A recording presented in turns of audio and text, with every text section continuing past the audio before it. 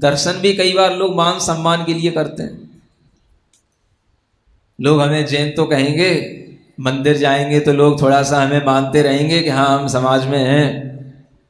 ऐसे परिणाम तो आते होंगे हैं? मंदिर जाएंगे, पूजन करेंगे तो हो सकता है कि लोग थोड़ा सा हमारे लिए कमेटी वेटी में भी रख लें। चुनाव उनाव हो तो थोड़ा सा अध्यक्ष पद की दावेदारी भी बन जाए। ऐसे मान सम्मान के लिए भगवान के दर्शन मत करो। जो भगवान के दर्शन निर्मल भावों से करता है उसका मान तो इतना बढ़ जाता है कि लोग उसे अपनी आंखों पे उठा के रखते हैं, अपने सिर पे बिठा के रखते हैं। भीतर से जिसके अंदर मान में कमी आएगी उसके परिणाम निर्मल होंगे। समाज में हर व्यक्ति तुम्हारी प्रशंसा करेगा, हर व्यक्ति तुमको चाहेगा। और देखना आप, जो व्यक्ति जबरदस्ती अपना सिर माला में घुसेड़ता है, नहीं समझ पा रहे, जबरदस्ती अपना सिर माला में डालता है, उसको माला ही दिखती है कि हमें माला में बस सिर डालने को मिल जाए, तो कई बार उसके सिर में भी माला जाते जाते टूट जाती है। अरे माला ही माला मिलेगी। जब भगवान के दर्शन करने से पुण्य मिलेगा, अपने मन के परिणामों में मान की कमी होगी, माला माल बनते चले जाओगे, छोटी मोटी मालाओं से क्या होने जाना है। अच्छे भाव रखो। गुरु के दर्शन, प्रभु के दर्शन करने के बाद में हमारे अंदर लोभ की, मान की कमी होनी चाहिए, और इतनी कमी होनी चाहिए कि हमारा मन इतना सरल निर्मल बनना चाहिए कि हमें किसी भी चीज का कोई आग्रह नहीं, और शुद्ध भावों के साथ में बस एक ही भाव होना चाहिए, जयतु जिन शासनम। क्या भाव आना चाहिए? बस ये जिन शासन जयवंत रहे। ये भाव आपके अंदर आएगा तो आप हमेशा धर्म के लिए, अच्छा काम करने के लिए अपने आप को आगे बढ़ा पाएंगे। और जहां मान सम्मान की बात आ जाती है तो वहां पर अच्छे काम भी बिगड़ जाते हैं, क्योंकि हमारा पुण्य भाव कम हो जाता है तो उन कामों को बिगाड़ देता है।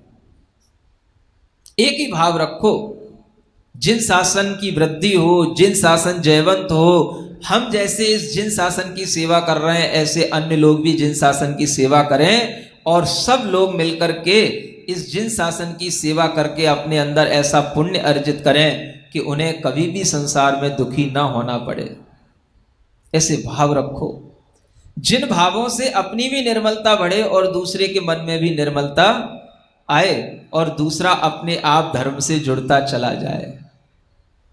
कभी भी कोई भी कमेटियां, कोई भी मीटिंगें, कोई भी ट्रस्टी, समझ में आ रहा है, ऐसे निर्मल भाव रखें तो कभी किसी भी मंदिर में कभी कोई लड़ाई झगड़े हो ही नहीं। लड़ाई झगड़े किस चीज के? मान सम्मान। और मान सम्मान किस बात का? कि हमें तुमसे बड़ा दिखना है, और निमित्त क्या? मंदिर। मंदिर के निमित्त से हमें बड़ा दिखने की भावना आएगी तो क्या मतलब हुआ? हमें तो मंदिर का केवल सेवक बनने का भाव होना चाहिए, हमें तो समाज का एक सेवक बनने का भाव होना चाहिए। हमारे मन में तो केवल इतना भाव आना चाहिए कि बस हम तो केवल गुरु की, प्रभु की सेवा करें, हमारा जीवन तो इसी में धन्य धन्य हो रहा है। कोई माला पहनाए भी भैया नहीं पहनना, हम तो अपना आनंद ले रहे हैं। माला आपके लिए मुबारक हो, आप ही माला पहनो, हम तो बिना माला के ही भगवान की सेवा करेंगे, गुरु की सेवा करेंगे। हमारे लिए तो सब आनंद के क्षण है, हम इनका आनंद लेंगे, हमें कुछ नहीं करना। माला डली डली सोचे ये किसके गले में जाऊं। सभी लोग यही कह रहे हैं, हमें माला पहनना ही नहीं, हमें माला पहनना ही नहीं, हमें माला पहनना ही नहीं, और माला वहां पड़ी रहे। तब लगेगा कि हाँ वास्तव में यहां पर किसी को कोई मान सम्मान की भूख नहीं है। और जब नहीं होगी तो हर आदमी फिर जिन शासन की प्रभावना के लिए अपने आप काम करने लग जाएगा। एक भाव तो तभी आएगा ना, क्या भाव? जिन शासन की प्रभावना हो, जिन धर्म की वृद्धि हो, अधिक से अधिक लोग जिन शासन के सेवा करके, इसकी आराधना करके अपने जीवन का उद्धार करें। ये पवित्र भाव तो तभी आएंगे जब हम अपने अंदर थोड़ी सी मान कसाई की कमी लाएंगे। नहीं तो अपना अपना मान का भाव ध्यान रहेगा, दूसरों की हित की भावना अपने अंदर पैदा होगी नहीं, क्योंकि मान कसाई उसको रोक देती है। ये कसाइयों का काम है जो हमें अच्छे पुण्य से वंचित कर देती है, अच्छे भावों से वंचित कर देती है। इसलिए आचार्य कहते हैं आज भी पंचम काल में जो मन से भावों से जिनेंद्र भगवान के दर्शन करता है उसके अंदर का मान, अनंतानुबंधी मान कसाय उसकी ढीली पड़ जाती है, शांत हो जाती है और वह सम्यक दर्शन का लाभ प्राप्त कर लेता है। इंद्रभूति ने कर लिया तो तुम्हारे लिए कौन सी बड़ी चीज है? उसको तो कितना बड़ा गर्व था, 500 चेलों को अपने साथ रखता था, इतना बड़ा पंडित था वो। सुन रहे हो? दुनिया के ऐसे कोई शास्त्र नहीं जो उसको जिह्वा पे ना रखे हो। हाँ, और आपके लिए किस बात का मान आता है? ज्ञान तो है नहीं, अब मान किस बात का आता है? अब धन का ही मान आता होगा, हम समझते हैं। हम उससे बड़े हैं, हम उससे बड़े हैं, हमारा भी जो है कोई बिजनेस कम नहीं है और हमारा भी स्टेटस समाज में कोई कम नहीं है, हमको भी जो है उसी तरीके का सम्मान चाहिए जैसा उसको दिया जाता है। तो आप अपने किस पे तोल रहे हो?